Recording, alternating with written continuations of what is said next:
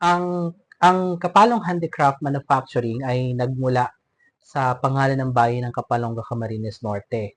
So, isang bayan sa rehiyon ng Kabikulan na kung saan marami nagsasalita ng Tagalog. Dahil kami ay nasa boundary ng Quezon at ng Bicol, halos karamihan ng mga tao dito ay nagsasalita ng Tagalog. So, ang Kapalong ay nangangahulugang kababayan ng mga taga-Kapalonga. So, nagsimula ang Kapalong Handicraft bilang bahagi ng inspirasyon sa konstruksyon at disenyo ng isang resort na may halong arkitektura at interior design mula sa Bali, Indonesia.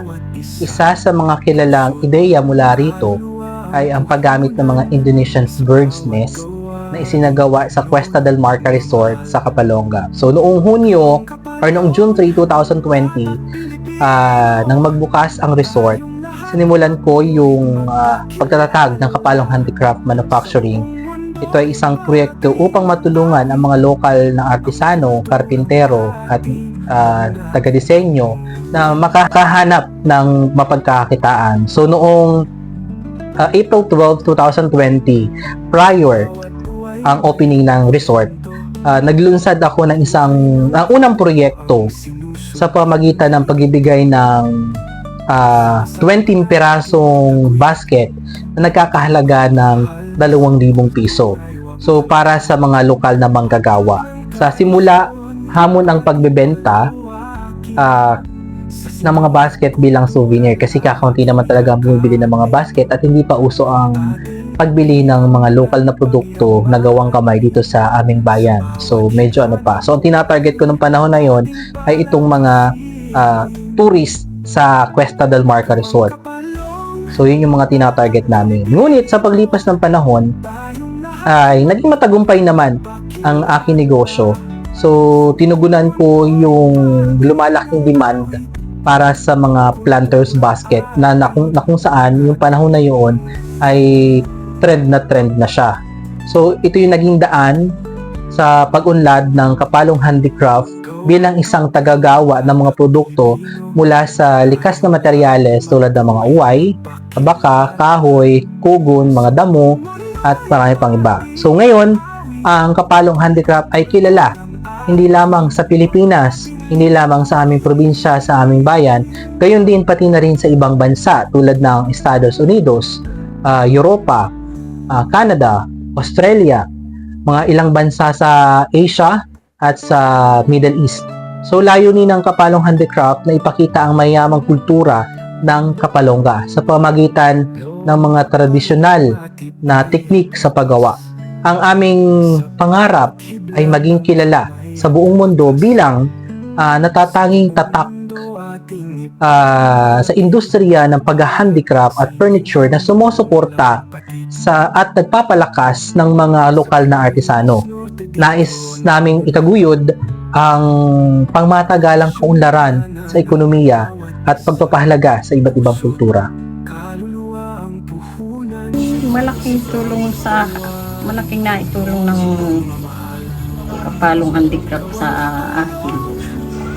Unang-una sa nag-aral ko. Katapos nakapag-exam kahit hindi siya pinala. Kapag-repair ako nitong aking bahay kahit papano.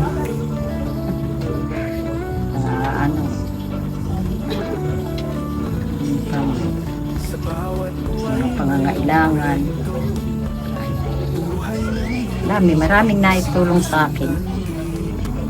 Sa amin. Malaking tulong talaga. Mahal sa kultura ay huwag maluoy. Pakpak ng tradisyon, ating palawakin. Sa sining at kultura, laging yakapin. Malaking tulong din kasi nagkaroon ng hanap buhay. Sa tao na walang kinikita o edi nung dumating ang ganito, nagkaroon ng hanap buhay mga tao. Sa buong mundo iparating ang awit, ang kulturang ating huwag natin limutin.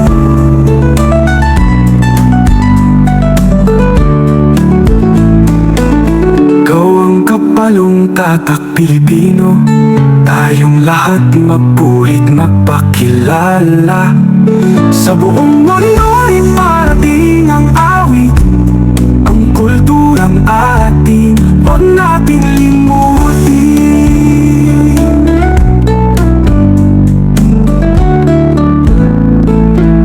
Wala nga pala nung ako'y gumawa nitong handicraft ni Mr. Abner Aler. Malaki ang naitulong po sa akin ng pagkagawa po ng mga ganito. Ano na po, nakakabili po ako ng gamit. Gamit po sa pagkaganito, pabibili na kabila ko ng machine po na dyan. Hindi ko alam po na gagamit. Saka yung mga mahabang extension. Marami po akong naipundar na mga gamit po yung simula po ako ng gumawa doon. Saka malaki rin po na itulong sa akin. Bibili ko ang gusto ko. Yung mga dating hindi ko na ngayon po kahit naku na ko na po. Bibili ko na. Nakapalang handicraft, nakamit ni Cameron ako ng extra income para sa pambaon ng aking mga Ang rattan kasi is more than just a raw materials. It is a story of nature and craft. Sa Philippines, lalo na sa province ng tulad ng Camarines Norte, matagal na itong ginagamit o naging bahagi ito ng kabuhayan ng mga lokal. Ang bawat piraso kasi ng rattan ay kinukuha ng maingat mula sa gubat, nililinis ito, pinapakinis at hinahabi hanggang maging isang bagay na may silbi at maganda. So mula sa mga simpleng basket hanggang sa mga pangmatagalang kasangkapang pambahay. Sa kasalukuyan, ang Pilipinas ay isa sa top suppliers ng rattan sa buong mundo. So at dinatayang mga 20% ng global rattan trade ay galing dito sa Pilipinas. Ayon nga sa Forest Product Research and Development Institute or FPRDI, umaabot sa 200 milyon kada taon ang market value ng rattan, furniture at handicrafts sa lokal na merkado. Sa Camarines Norte, kahit may limitasyon ang supply dahil sa forest regulations, patuloy ang demand sa mga handcrafted items lalo na para sa mga bahay, mga pang home decor at mga souvenirs na sumasabay ngayon sa pagtaas at paglago ng turismo dito sa lalawigan ng Camarines Norte. Sa international market, lalo na sa Europe at US, tumataas ang pangangailangan sa rattan products dahil sa eco-friendly at handcrafted appeal nito.